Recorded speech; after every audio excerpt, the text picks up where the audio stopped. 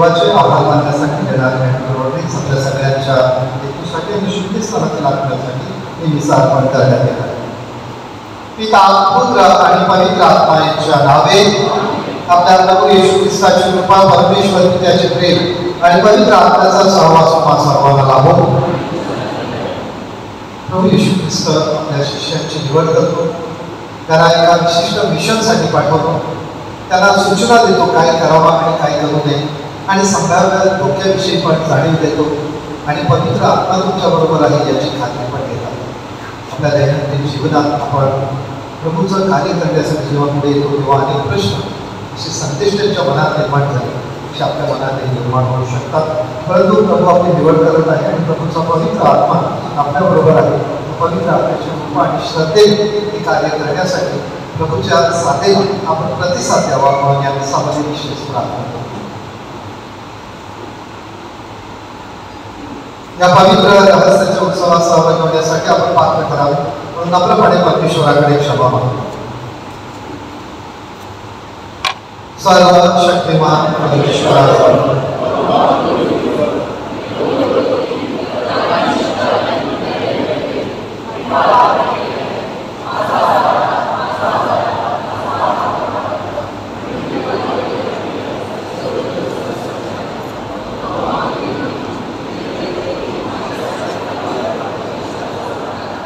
सर्व समर्थ परमेश्वर आपल्या पापांची क्षमा करून आपला सर्वकालिक जीवनाकडे नेवो.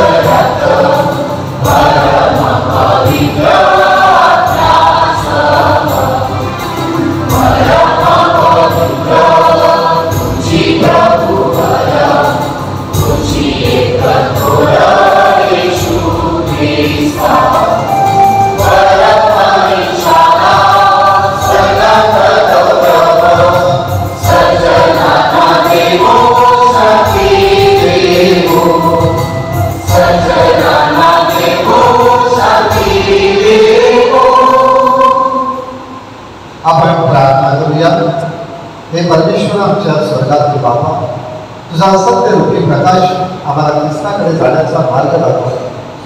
ख्रिस्ताचे अनुकरण करणाऱ्या सर्वांनी शुभ वर्तमानाच्या संदेशाशी विसंगत अशा सर्व गोष्टीचा त्याग करावा आणि त्याच्या नावाचा सन्मान करण्यासाठी करणाऱ्या गोष्टीची आस धरावी म्हणून त्याला सहाय्य कर.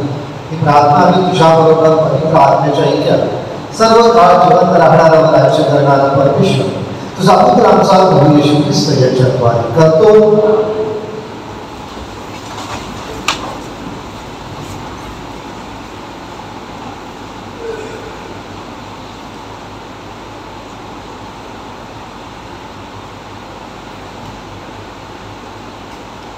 आमोस या पुस्तकातून घेतलेले आजचे पहिले वाचन. अमस्या आमोसला म्हणाला, अरे द्रष्ट्या, जा यहुदा देशात पळून जा, तेथे संदेश सांगून पोट भर. पण बेथेला यापुढे संदेश सांगू नकोस, कारण हे राजाचे पवित्र स्थान, ही राजधानी आहे. तेव्हा आमोस अमस्याला म्हणाला, मी संदेशा नाही किंवा संदेशाचा पुत्र नाही, तर मी गुलाम, अंजिराच्या झाडाची निगा करणार आहे. मी कळपामागे असता परमेश्वराने मला निवडले. परमेश्वर मला म्हणाला, जा माझे लोक इस्रायल यांना संदेश सांग. हा प्रभूचा शब्द आहे. प्रतिसाद स्तोत्र. प्रतिसाद. हे परमेश्वरा, तुझी दया आणि तारण आम्हाला दे. हे परमेश्वरा, तुझी दया आणि तारण आम्हाला दे. परमेश्वर देव जे काय बोललेले ते मी ऐकून घेईन, कारण तो आपल्या लोकांशी आणि आपल्या भक्तांशी क्षेमकुशल भाषण करेल. खरोखर त्याचे भय धरणाऱ्यांना त्याने सिद्ध केलेले तारण समीप असते, यासाठी की आमच्या देशात वैभव नांदावे. आपला प्रतिसाद. हे परमेश्वरा, तुझी दया आणि तारण आम्हाला दे. दया आणि सत्य ही एकत्र झाली आहे. नीती आणि शांती यांनी एकमेकींचे चुंबन घेतले आहे. पृथ्वीतून सत्य बाहेर पडत आहे. स्वर्गातून नीतिमत्व अवलोकन करत आहे. आपला प्रतिसाद. हे परमेश्वरा, तुझी दया आणि तारण आम्हाला दे. जे उत्तम ते परमेश्वर देईल आणि आमची भूमी आपले फळ देईल. त्याच्या पुढे नीतिमत्व चालेल आणि त्याची पावले इतरांना मार्गदर्शक होतील. आपला प्रतिसाद. हे परमेश्वरा, तुझी दया आणि तारण आम्हाला दे.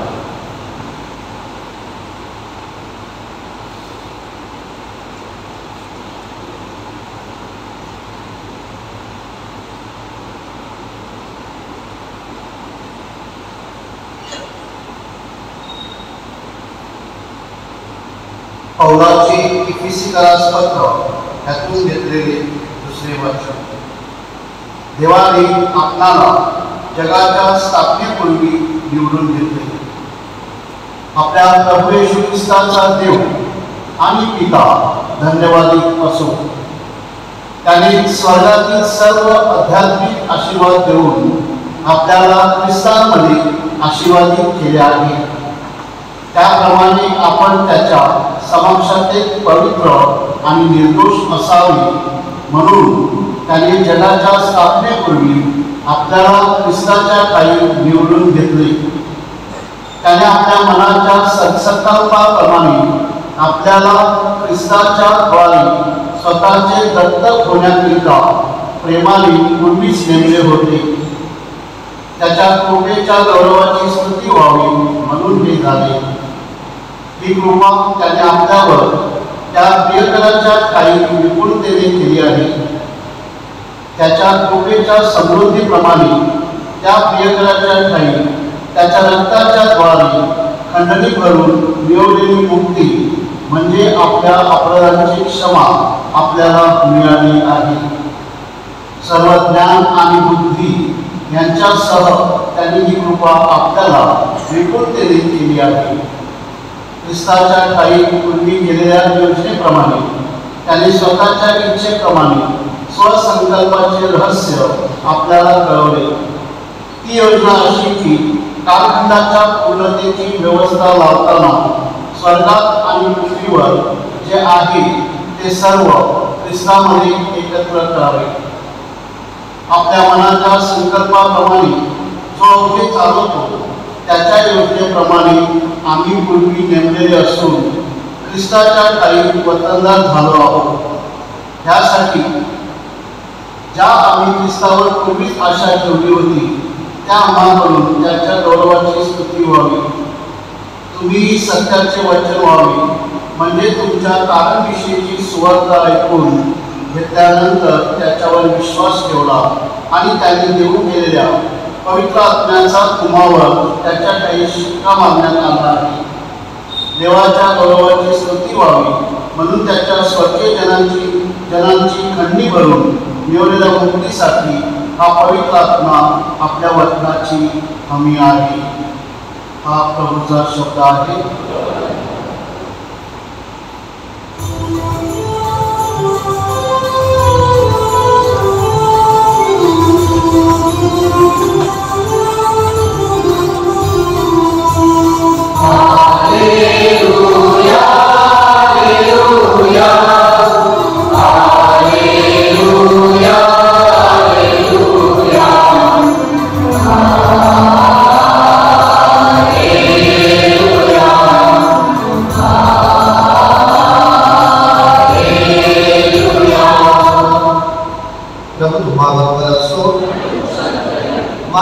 शुभ वर्तमानातून घेतलेले भाषण.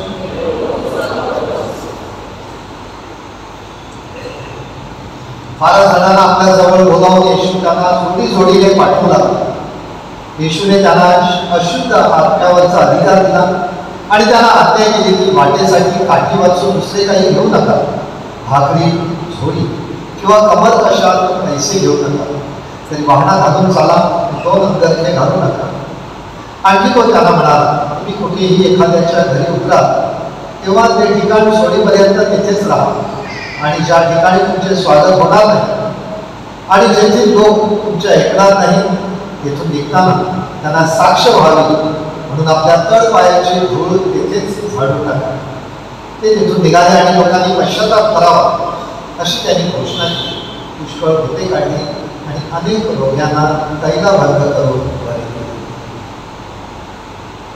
प्रभूचे शुभ वर्तमान.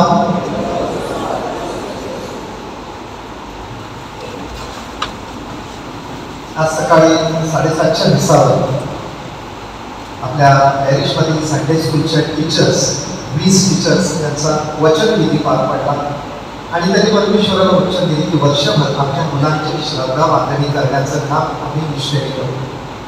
त्या अगोदर परवा शुक्रवारी आपल्या उत्तर वसईतून सोडॅलिटीच्या निवडलेल्या प्रमोटर्स यांचं प्रबोधन झालं. फादर केरी यांनी त्यांना वचन दिलं आणि त्यांचं प्रबोधन केलं. त्या अगोदर आपल्या युवा संघटनेची नवीन कार्यकारिणी नियुक्त करण्यात आली. त्यामध्ये अध्यक्ष सेक्रेटरी वर्षभरासाठी हे काम करण्यासाठी उभे आहे. आणि त्याच्या अजून अगोदर गावागावात आम्ही बालसंघाच्या मिटिंग्स घेतल्या. बालसंघाच्या मधून अध्यक्ष, उपाध्यक्ष आणि बालसंघाचं कार्य करण्यासाठी काही मुलांनी, शाळेय मुलांनी पुढे येऊन जबाबदारी स्वीकारली. उपवास काळामध्ये आपण बघितलेलं आहे पुढच्या 3 वर्षासाठी आपल्या पॅरिशमध्ये पाळकीय कार्य करण्यासाठी सेवक नेते पुढे आले आणि त्यांनी ती जबाबदारी स्वीकारली. जवळजवळ 80 सेवक नेते आपल्या गावावर. या सगळ्यांची जी निवड झाली, काहींची नियुक्ती झाली, हे सगळे पात्र होते असं नाही. सगळ्यांकडे डिप्लोमा, सर्टिफिकेट्स, क्वालिफाईड असं नाही. परमेश्वराचं कार्य करण्यासाठी फक्त तुम्ही श्रद्धेत किती बळकट आहात आणि तुमचं विल पॉवर किती आहे, इच्छाशक्ती किती आहे, त्यावर परमेश्वर आपली निवड करत असतो. अशी किती वाचन हे सांगत आहे की परमेश्वराने या देवाचं योजनेचं काम पुढे नेण्यासाठी काही लोकांची नियुक्ती केली. येशूने 12 शिष्यांची नियुक्ती केली आणि त्यांना विशिष्ट कामगिरीवर पाठवलं आणि पाठवत असताना त्यांना काही सूचना केल्या, काय सोबत घ्यायचं आणि काही घेऊ नये, काय संभाव्य धोके इथे असू शकतात, कोणत्या चॅलेंजेसना तुम्हाला सामोरं जावं लागणार आहे, या गोष्टी प्रभू येशू ख्रिस्त आपल्या शिष्यांना सांगत आहे. आजच्या पहिल्या वाचनात आपण बघितलेलं आहे की जुन्या करारात इस्रायलमध्ये परमेश्वर आमोस या संदेशाची नियुक्ती करतो की इस्रायलमध्ये जा आणि माझ्या लोकांना तो संदेश दे. परंतु आमोस याला तिथे देखील प्रतिकूल परिस्थितीला सामना करावा लागतो. तिथे काही खोटे संदेश जे असतात आमोस नावाचा, तो आमोसची दिशाभूल करण्याचा प्रयत्न करतो, परंतु आमोस डगमगत नाही, तर त्याला परमेश्वराने पाठवलेलं असतं. आमोस खरं क्वालिफाईड असा काही संदेश नव्हता. सर्वसाधारण गुराखी कुटुंबाचा वेगळं चालणारा, गुरं राखणारा, परंतु आणि जेव्हा परमेश्वराची हात त्याला ऐकू आली तेव्हा आमोस सांगतो, मी कळपाच्या मागे राहणार आहे प्रभू, मी गुराखी आहे. आणि परमेश्वर सांगतो, आता तुला कळपाच्या पुढे जायचं आहे आणि कळपाचं नेतृत्व करायचं आहे. परमेश्वर अपात्र लोकांकडून पात्र अशा गोष्टी करत असतो, सामान्य लोकांकडून असामान्य अशी कार्य करून घेऊ शकतो. आणि म्हणून परमेश्वराच्या ठाई फक्त कार्य करण्याची इच्छा, तळमळ आणि त्याच्यावर असलेली श्रद्धा ही फार आवश्यक आहे. आपण जुन्या करायला बघतो, परमेश्वराने अब्राहमाची निवड केली. तो पात्र नव्हता, पण तो श्रद्धेचा अधिपती होता. आज मोशेची नियुक्ती केली. मोशे देखील बोलणारा कोत्रा होता. परमेश्वराने त्याला फारोच्या गुलामगिरीतून लोकांना बंधनभूमीकडे येण्याचं 40 वर्षाचं कार्य हे मोशेकडे सोपवलं. आपण जुन्या करारात आहे महिलांचं उदाहरण घेतो. नव्या करारात संत पौल याचं नेतृत्व आपल्याला माहिती आहे. अशा प्रतिकूल परिस्थितीत तो परमेश्वराचं कार्य देत आहे. हे सगळे नेते परमेश्वर निवडतो आणि आपल्याला कधी कधी वाटते की आमची निवड झालेली आहे, आम्हाला हे जमेल का, आम्हाला हे झेपेल का, लोक आम्हाला स्वीकारतील का. प्रभू येशू ख्रिस्ताने ह्या सगळ्या शंका त्याच्या शिष्यांच्या मनात होत्या, त्याची उत्तरे दिली. सर्वप्रथम सांगितलं की गो 2 by 2, प्रत्येकाला प्रभू येशूने दोघांना जोडीने पाठवलं. येशूने जोडीने का पाठवलं? आणि येशू त्या ठिकाणी सांगत आहे की जिथे दोघे आणि तिघे माझ्या नावाने एकत्र आहेत त्यांच्यामध्ये एकटा पण कार्य करू शकतो, पण एकट्यामध्ये थोडासा काही वेळेला अहंकार, इगो, मीपणा होऊ शकतो. आणि जोडीने काम केल्यामुळे ते काम वाटून घेतलं जाता येते. इथे कामाचा पुरावा राहतो आणि कामामध्ये ऐक्य भावना विकसित होते. आणि म्हणून प्रभू येशू ख्रिस्त आपल्या शिष्यांना दोघांच्या जोडीने पाठवत आहे. आपण देखील गाव परिवारात काम करत असताना एकट्याने नव्हे, तर सगळ्यांच्या कलेक्टिव्ह लिडरशिप, सगळ्यांना विश्वासात घेऊन आपल्याला अशा पद्धतीने काम करता येईल. त्याद्वारे आपण सगळ्यांचा उचित मतांचा सन्मान करत असतो. प्रभू येशू ख्रिस्त आपल्या शिष्यांना सूचना करत असताना त्यांना सांगितलेलं की काही ठिकाणी तुमचं स्वागत होईल, काही ठिकाणी स्वागत होणार नाही, काही ठिकाणी सत्कार होईल, काही ठिकाणी अपमान होईल, काही ठिकाणी स्वागत होईल, काही ठिकाणी तुमची निंदा होईल. त्या सगळ्या गोष्टीला तुम्हाला सामोरं जावं लागणार आहे. आणि तिथं स्पष्ट सांगितलेलं आहे की काही गावामध्ये तुमचं स्वागत होणार नाही. इथे तुम्ही निराश होऊ नका, डोंट गिव्ह अप, सोडून देऊ नका, तर परत एकदा पुन्हा एकदा नव्या जोमाने नव्या उमेदीने काम करायचं आहे. कारण हा प्रसंग ह्या अवस्थेमधून मी देखील गेलेलो आहे.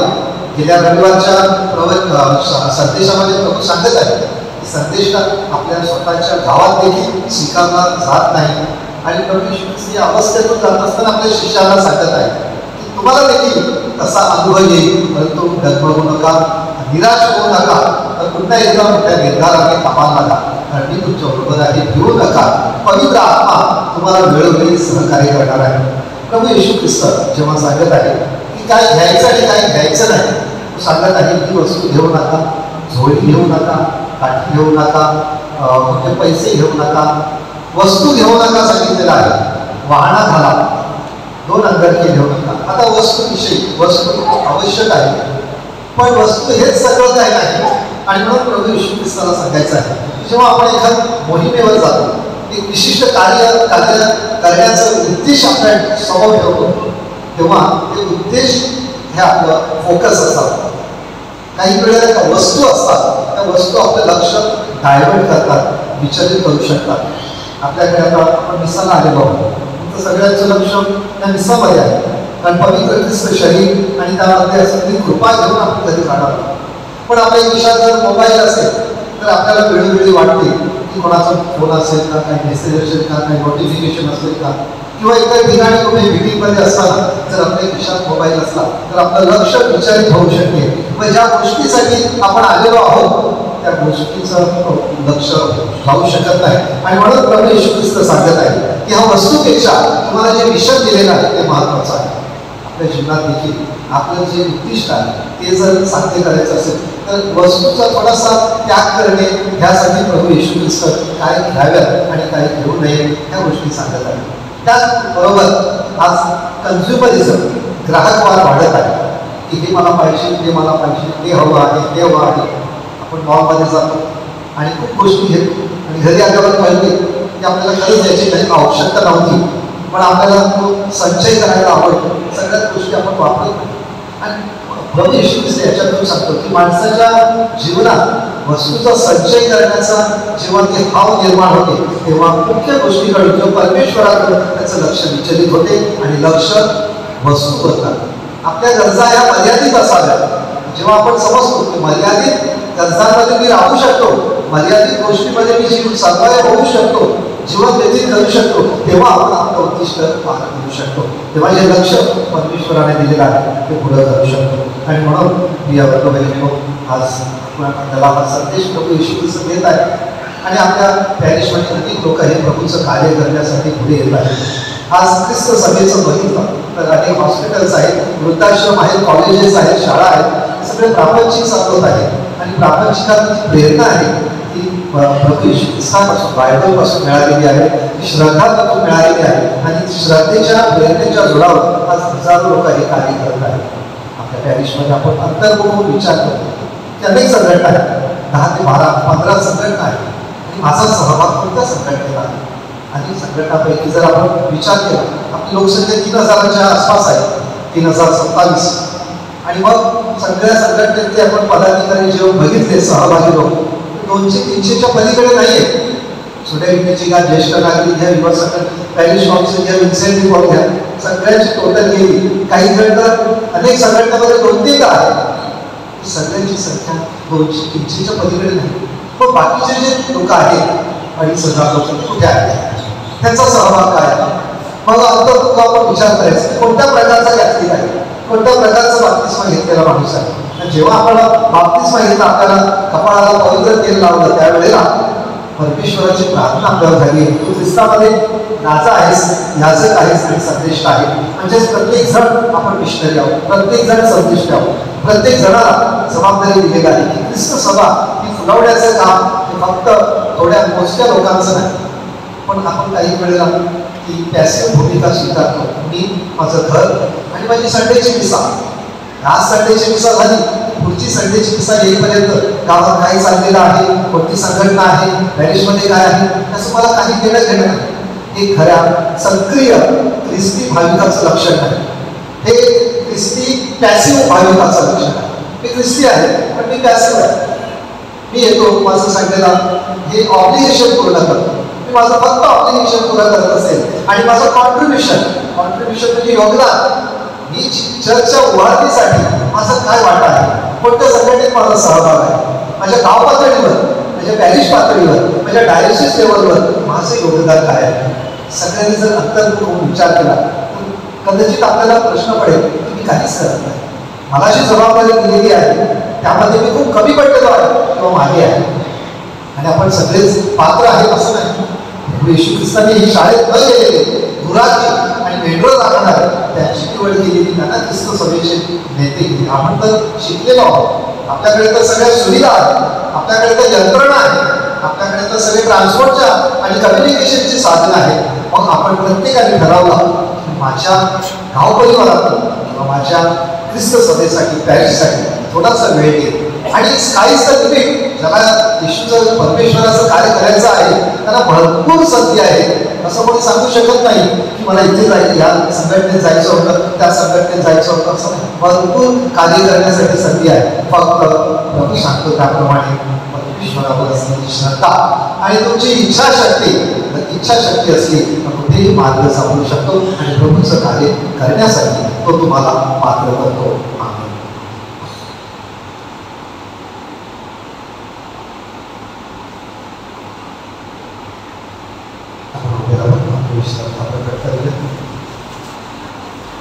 स्वर्ग आणि पृथ्वी सर्व दृश्य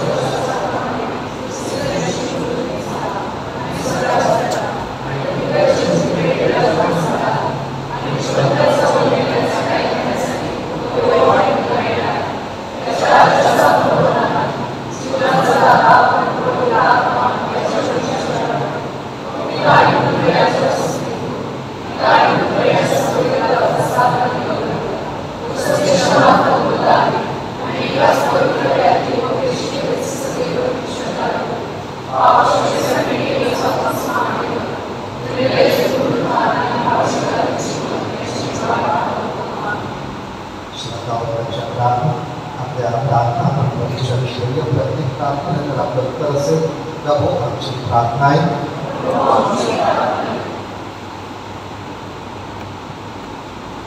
आपले पोप फ्रान्सिस, बिशप्स, धर्मगुरू व व्रतस्थ यांना प्रभूची सुवार्ता सर्व जगभर पसरविण्यासाठी पवित्र आत्म्याचे सामर्थ्य व चांगले आरोग्य लाभावे म्हणून आपण प्रार्थना करूया. आपले राज्यकर्ते व अधिकारी यांनी सध्या चालू असलेल्या अर्थसंकल्पीय अधिवेशनाद्वारे सामान्य माणसांना चांगले आर्थिक व नागरिक सुखसोयी प्राप्त करून देण्यास प्रयत्नशील असावे म्हणून आपण प्रार्थना करूया. आजची उपासना प्रेषितांच्या आचरणाद्वारे देवराज्याची सुवार्ता जगभर पसरविण्यास आमंत्रित करीत आहे. बाप्तिस्मा स्वीकारून मिशनरी बनलेल्या आपणा सर्वांना आपल्या जीवनाद्वारे प्रभूचे प्रेम व सुवार्ता इतरांपर्यंत पोचवण्यास प्रेरणा मिळावी म्हणून आपण प्रार्थना करूया. आपल्या धर्म प्रांतातील आध्यात्मिक प्रगती पथावर नेण्यासाठी तसेच आपल्या धर्म प्रांताचा कारभार समर्थपणे सांभाळण्यासाठी आपल्याला एक उत्तम मेंढपाळ लाभावे म्हणून आपण प्रार्थना करूया. आपल्या गाव परिवारातील सर्वांना चांगले आरोग्य लाभावे. परदेशात वास्तव करणाऱ्यांवर प्रभूचा वरदहस्त असावा. या पावसाळी दिवसात आपल्याला पुरेसा पाऊस व चांगले हवामान लाभावे.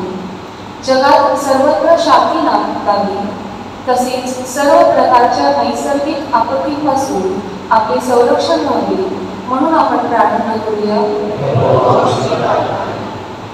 थोडा वेळ शांत राहून आपल्या वैयक्तिक गरजांसाठी प्रार्थना करूया. शांत राहूया, आपले डोळे बंद असू द्या आणि मनात अशा व्यक्तीची आठवण करू ज्याने आपल्याला प्रार्थना करण्याची विनंती केलेली आहे किंवा ज्याला प्रार्थनेची गरज आहे. अशा व्यक्तींचे हेतू आठवूया, त्यांना प्रभूच्या चरणी समर्पित करूया.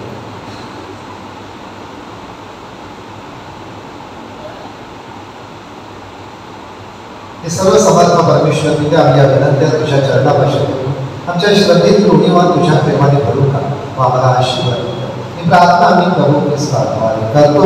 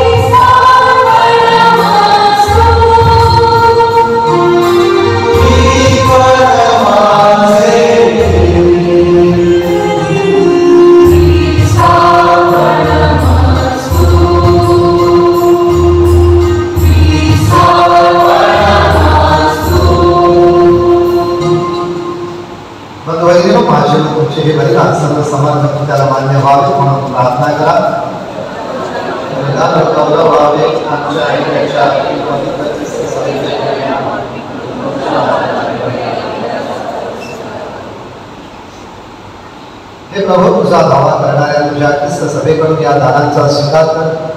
या ख्रिस्त शरीराच्या कृपा सामर्थ्याने आमचे पावित्र्य व आमची श्रद्धा वाढ.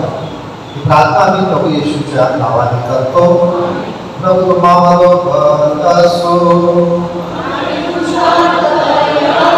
तुमचे अंतःकरणे प्रभूकडे लावा.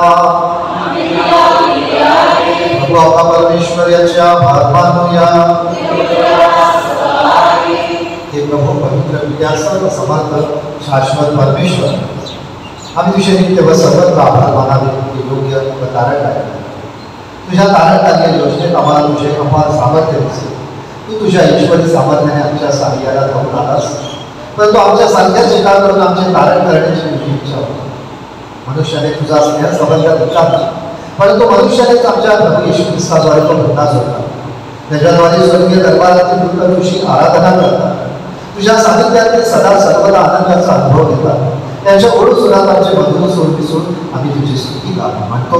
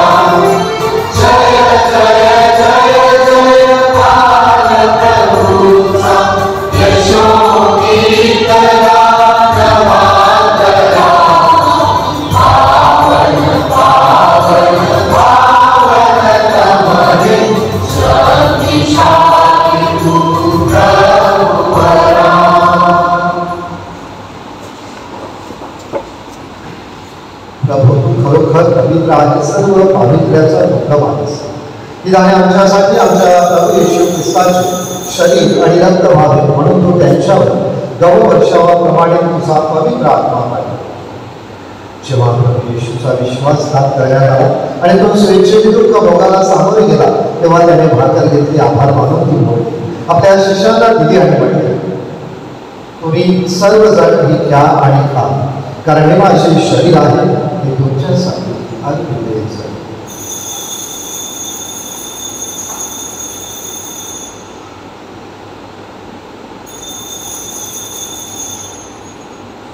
भोजन झाल्यानंतर प्रभू येशूने प्याला घेतला, बघा तुझे आभार मानले, तो प्याला आपल्या शिष्यांना दिला आणि म्हटले, तुम्ही सर्वजण हा घ्यावा यामध्ये घ्या, कारण हा माझ्या रक्ताचा प्याला आहे, नव्या शाश्वत कराराचे हे रक्त आहे, हे तुमच्या आणि पुष्कळांच्या पाप क्षमेसाठी ओतले जाईल, हे माझ्या आठवणीसाठी.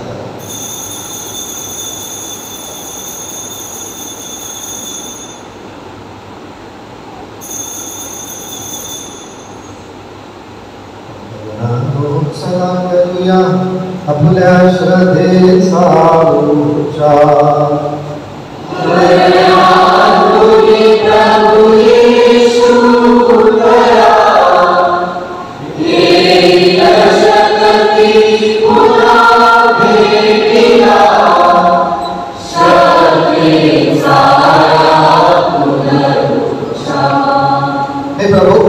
मरणाची व पुनरुत्थानाची स्मृती साजरी करीत असताना आम्ही तुला जीवनाची भाकर व तारणाचा प्याला अर्पण करतो.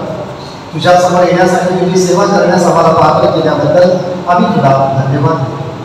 ख्रिस्ताचे शरीर आणि रक्त यांचा स्वीकार करीत असताना पवित्र आत्म्याच्याद्वारे व्हावे असे आम्ही विनंती करतो. प्रभू सर्व जगभर पसरलेल्या तुझ्या ख्रिस्त सभेची आठवण कर. फ्रान्सिस आमचे पोप आणि सर्व याजक वर्ग यांच्या समवेत ख्रिस्त सभेला परिपूर्ण प्रीतीचा पूर्णाविष्कार कर. जे आमच्या बंधू भगिनी पुनरुत्थानाच्या आशेने महानिद्रा घेत आहेत आणि जे तुझ्या दयेवर विसंबून मरण पावले आहेत त्यांचे तू स्मरण घे. त्यांचे तुझ्या दिव्य प्रकाशात स्वागत कर. देवमाता धन्यकुमारी मारिया, तिचा पती संत जोसेफ, तुझे प्रेषित आणि युगाने युगे ज्या सर्व संतांनी तुला संतुष्ट केले आहे, संत भोजवास आणि संत पॉल यांच्याबरोबर आम्ही शाश्वत जीवनाचे सहवास व्हावे आणि तुझी स्तुती करून तुझा गौरव करावा अशी प्रार्थना तुझा पुत्र येशू ख्रिस्त याच्या द्वारे.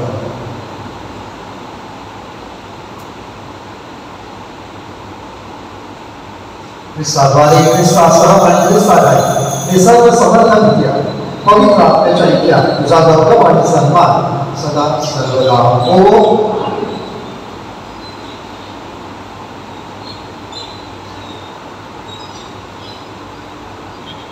शिकवलेली प्रार्थना आपण गायनामध्ये करूया. तुमच्याकडे पुस्तक आहे आणि पान क्रमांक 71.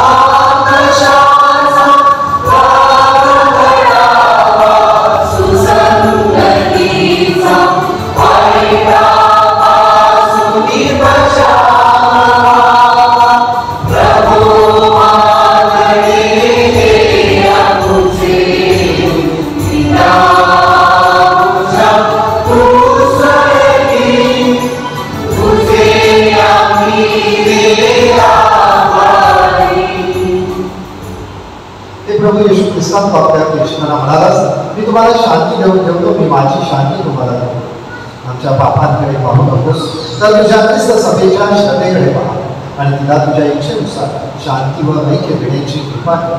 तुम्ही जे जीवी असून सदा सर्वदा राज्य करतोस. प्रभूची शांती तुम्हाबरोबर सदा असो. आपण एकमेकांस शांती बंधन करूया.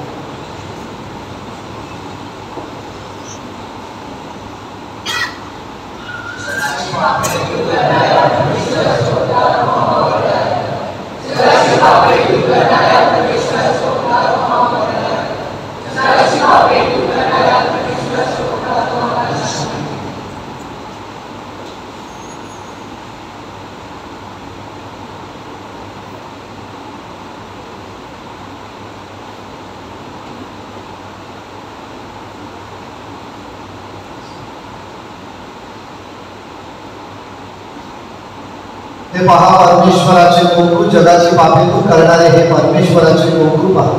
त्याच्या भोजनास बोलावलेले आपण धन्य. हे प्रभू, तू माझ्या छताखाली यावेस की माझी योग्यता नाही, पण तू एक शब्द मात्र बोल म्हणजे माझा.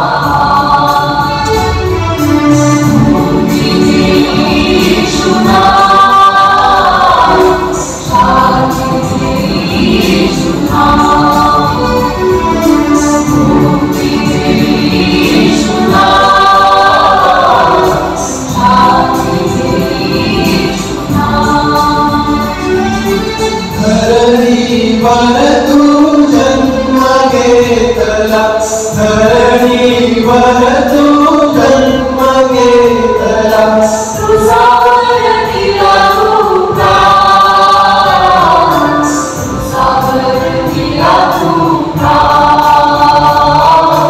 तुझावर दिला तू प्राण भूमी देवी शुना जाती देवी शुना भूमी देवी शुना जाती देवी शुना माझ्यावर शुकर तू कृपा माझ्यावर शुकर तू कृपा स्त्री आहे पापी महान स्त्री आहे पापी महान स्त्री आहे पापी महान भूमी देवी शुना जाती देवी शुना भूमी देवी शुना जाती देवी शुना जाती देवी शुना जाती देवी शुना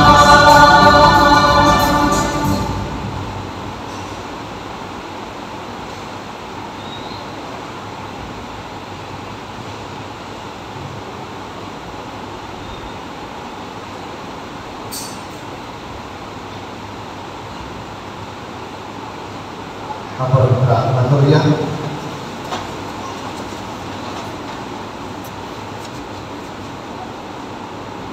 हे प्रभू, या ख्रिस्त शरीराच्या दिव्य रहस्यात आम्ही सहभागी झाल्यामुळे तुझी तारणदायी कृपा आम्हामध्ये होतं. ही प्रार्थना आम्ही प्रभू ख्रिस्ताद्वारे करतो. दुसरे दान संधीसाठी बोल सकायचे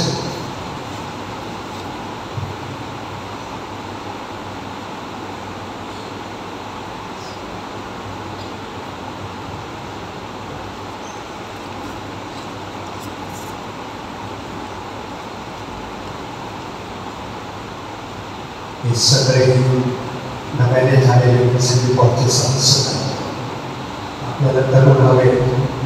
तर आता पुढच्या दिवसापासून त्यांनी सुरुवात केलेली सामान्य काळातील 15 रविवार आजची उपासना आठवडी गाव परिवारातर्फे, त्यांना धन्यवाद. पुढच्या रविवारची उपासना चिंचोळी गाव परिवारातर्फे सादर केली जाईल. आज सकाळी 11 वाजता गणेश स्वामींची सभा होत आहे. कृपा करून सर्व सभासदांनी वेळेवर उपस्थित राहून सहकार्य करावे.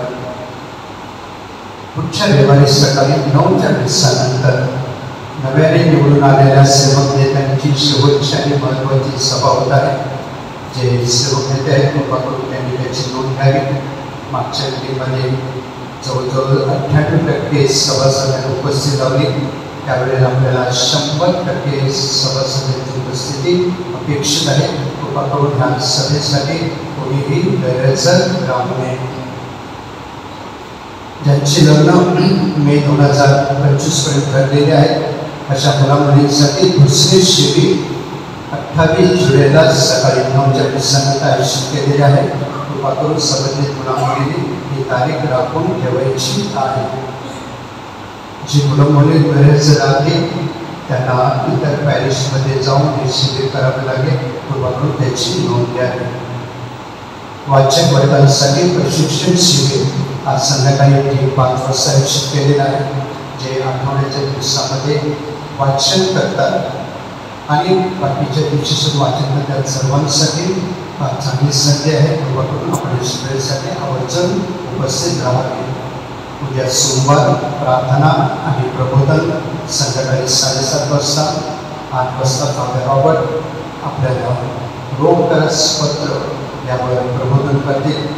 गेल्या रविवारी सोमवारी आपण संत पॉल प्रेषित त्यांचा प्रेषित याच्यावर म्हणून चिंतन केलं. आपण बघूया. गेल्या सोमवारी खूप छान उपस्थित होती. मोठ्या संख्येने आपण या प्रार्थनेसाठी येण्याचा प्रयत्न करूया. कॅन्सर शिबिर, कॅन्सर चिकित्सा शिबिर आज सकाळी 9 ते 1 वाजेपर्यंत होळी क्रॉस हायस्कूल इथे आयोजित केलेले आहे. फक्त 50 पुरुषांना 50 स्त्रियांनाच त्यासाठी आपण प्रवेश दिलाचा आहे. प्रेमांजली काउन्सिलिंग सेंटर नालासोपारा काटेवाडा येथे बेसिक आणि ॲडव्हान्स काउन्सिलिंग आहे. काउन्सिलिंग म्हटल्यानंतर आपल्या डोक्यामध्ये पहिले चित्र येतं की ज्यांना ह्याचा प्रॉब्लेम आहे त्याच्यासाठीच आहे. अशाचा भाग नाही.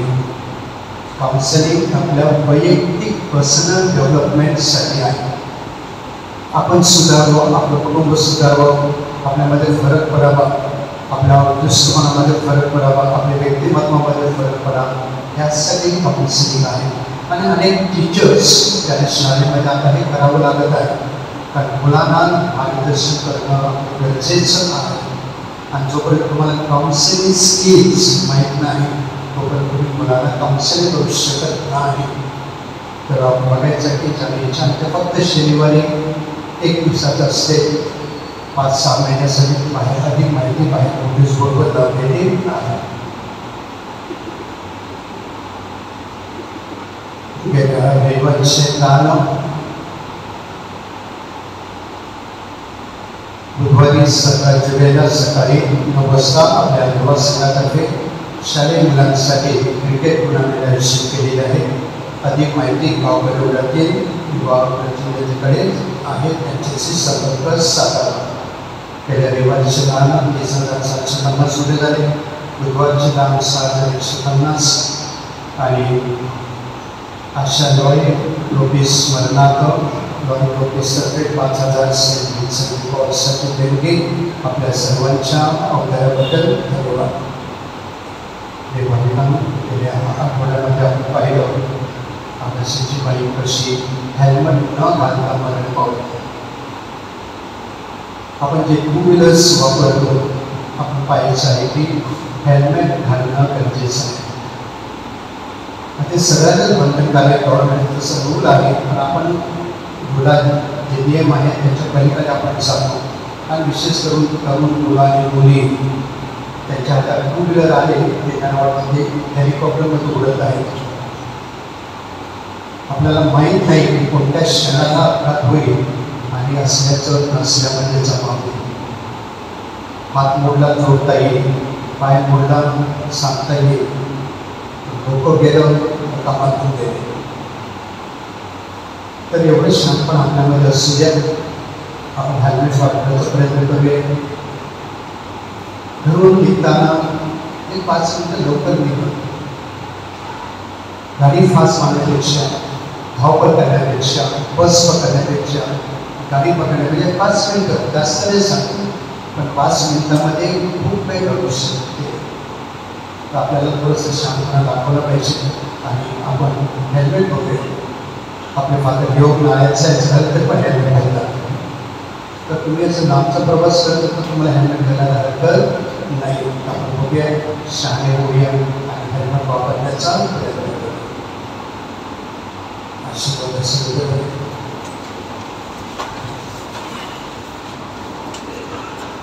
धर्मग्रामाच्या सुवर्ण महोत्सव निमित्ताने प्रार्थना. हे सर्व समर्थ व नित्यजीवी परमेश्वर आमच्या धर्मग्रामाचा सुवर्ण महोत्सव साजरा करीत असताना आम्ही आनंदाने व कृतज्ञ मनाने तुझ्या समोर उभे राहतो. गेली 50 वर्ष हे पवित्र स्थान आमच्या समाजासाठी श्रद्धेचा, आशेचा आणि भीतीचा दीपस्तंभ बनवले आहे. इथे आम्हाला तुझ्या दैनिक उपस्थितीचा अनुभव आलेला आहे. तुझी कृपा मिळालेली आहे. तुझ्याशी असलेले आमचे नाते भक्कम झाले आहे. हे प्रभू, 50 वर्षापूर्वी ज्याने चर्चचे स्वप्न पाहिले आणि प्रत्यक्ष उतरविण्यासाठी मेहनत घेतली त्यांच्या भेटीबद्दल आम्ही आभार मानतो. गेली 5 दशके आमच्या चर्चमध्ये सेवा कार्य करून गेले आणि आमची श्रद्धा ज्यांनी फुलवली ते धर्मगुरू, सिस्टर्स, विकाल, व्रतस्थ आणि प्रापंचिक कार्यकर्त्यांच्या योगदानाबद्दल आम्ही तुला धन्यवाद देतो. तुझ्या प्रेमळ गुणाशी चिरविश्रांती घेत असलेले आमचे सर्व प्रिय वृद्ध श्रद्धावंत यांची आम्ही आठवण करतो. आम्ही आमच्या चर्चच्या भवितव्यासाठी प्रार्थना करतो. आमचे चर्च सदैव समाजासाठी उपासनेचे केंद्रस्थान व आशेचे प्रेरणास्थान बनतो. मागील लोकांनी या उदार अंतःकरणाने तुझा शोध केला तसा मनापासून तुझा शोध करण्यासाठी आम्हाला म्हणतात या पृथ्वी कलावर तुझे राज्य उभारण्यासाठी आमच्या कलागुणांचा आणि वरदानाचा वापर करावा आणि हृदयाची दानशूर राहावा ही प्रार्थना आम्ही तुझा पुत्र येशू ख्रिस्त यांचा आश्रयदाता संत पॉल याच्या मध्यस्थीने करतो. प्रभू तुम्हाबरोबर असो. सर्व समर्थ परमेश्वर पिता पुत्र आणि पवित्र आत्मा तुम्हाला आशीर्वाद देवो. समाप्त झाली आहे.